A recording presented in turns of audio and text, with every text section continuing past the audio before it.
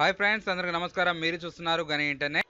మార్చి 8 నుంచి గ్రామ సభలు అనేది నడవబోతుందండి. గ్రామ సభలో కూడా ఇంద్రం మిల్లుల గురించి, రేషన్ కార్డుల గురించి మనకంటూ ఒక క్లారిటీ రాబోతుంది. మరి ఈ L1, L2, L3 వచ్చిన వాళ్ళు, ఈ రేషన్ కార్డులో మీ సేవలో అప్లై చేసుకున్న వాళ్ళు, గతంలో ప్రజాపాలన అప్లై చేసుకున్న వాళ్ళు, వీళ్ళకంటూ లిస్ట్ రాబోతుందండి. ఆ లిస్ట్‌లో అనేది నేమ్స్ వస్తాయా? మరి ఎలా ఉంటుంది? లిస్ట్‌లో నేమ్స్ రాపోతే మళ్ళీ ఏం చేయాలి? గతంలో మీ సేవలో అప్లై చేసినప్పుడు మళ్ళీ ఇప్పుడు కొత్తగా మనం అప్లై చేసుకుంటే రేషన్ కార్డు కొరకు already application status is pending అని పడుతుంది. లేదా అప్లికేషన్ ఆల్రెడీ అప్లై అయినట్టు చూపిస్తుంది. మనకి ఇంతవరకు అయితే అప్రూవల్ కాలేదు. మేము ఎంఆర్ ఆఫీస్కి వెళ్ళినా కానీ ఇంకా మనకి అప్లై మిల్లులో కూడా రకరకాల స్టేటస్ రావడం జరిగింది. మరి ఇంద్రం మిల్లులో కూడా మీకు కారు లేకుండా కారు పడ్డది అనటం, ఆల్రెడీ ఇల్లు లేకుండా ఇల్లులు పడడం అనటం, నెక్స్ట్ మీరు రెంట్ హౌస్లో ఉన్నా కానీ ఇంకా రెంట్ హౌస్లో ఉన్నా కానీ మీకు ఇల్లు ఉందని పడటం అనేది జరుగుతుంది. మరి వీటన్నిటికీ పరిష్కారాలు ఏందనేది అన్నిటికీ ఈ వీడియోలో అనేది మీకు క్లారిటీ లభిస్తుంది. ఈ వీడియోలో అంటూ మీరు ఎక్కడ స్కిప్ చేయకుండా చూస్తే మాత్రం ఈ వీడియోలో అయితే మీకు కంప్లీట్ ఇన్ఫర్మేషన్ అనేది లభిస్తుంది. ఎవరైతే మన ఛానల్ ఫస్ట్ టైం చూస్తున్నారో సబ్స్క్రైబ్ అనేది చేసుకోండి, పక్కన బెల్ ఐకాన్ క్లిక్ చేయండి. మనం ఇంద్రం మిల్లుల గురించి, రేషన్ కార్డుల గురించి, గవర్నమెంట్ జాబ్ల గురించి, ఎటువంటి సంబంధించిన స్కీమ్స్ గురించి అయితే రావడం అయితే.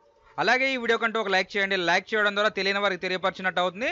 అలాగే మీకంటూ మన లాంటి వీడియోస్ రావడం, మన ఇంద్రం మిల్లులు కనుక చూసుకున్నట్టయితే మనకు అప్లికేషన్ స్టేటస్లో అనేది రకరకాల స్టేటస్ అనేది జరగవలసి వచ్చింది.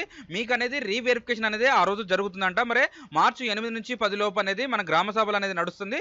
మీకు ఏ స్టేజ్ పడ్డది అనేది కూడా కామెంట్ చేయండి. దాని గురించి కూడా రిప్లై ఇవ్వడం జరుగుతుంది.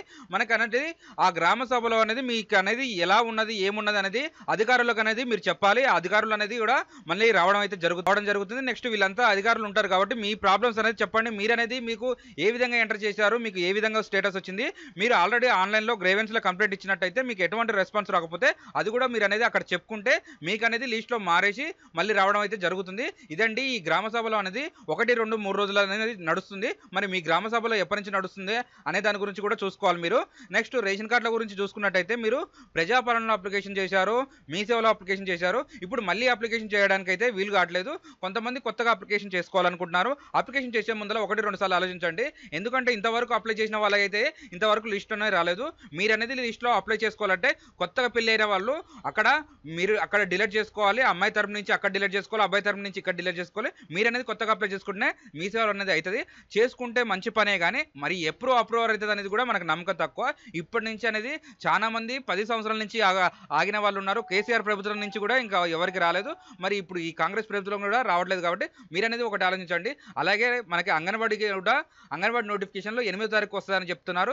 ఇది మహిళల దినోత్సవం రోజు ఓపెన్ చేస్తామని చెప్తున్నారు. కాబట్టి మన వీడియో అయితే సబ్స్క్రైబ్ చేసుకొని మీరు ఫాలో కండి. మనం ఆన్లైన్ పడగానే మనం అనేది వీడియో చేయడం జరుగుతుంది. కాబట్టి మీకు అనేది ఇన్ఫర్మేషన్ నడుస్తుంది. నెక్స్ట్ మీ మొబైల్లో మీరు ఎలాగ అప్లై చేసుకోవాలనేసి కూడా వీడియో అయితే చేయడం జరుగుతుంది. ఇదండి ఈ రోజు వీడియో. ఈ వీడియోలో కనుక మీకు ఏమైనా డౌట్ ఉంటే కామెంట్ చేయండి.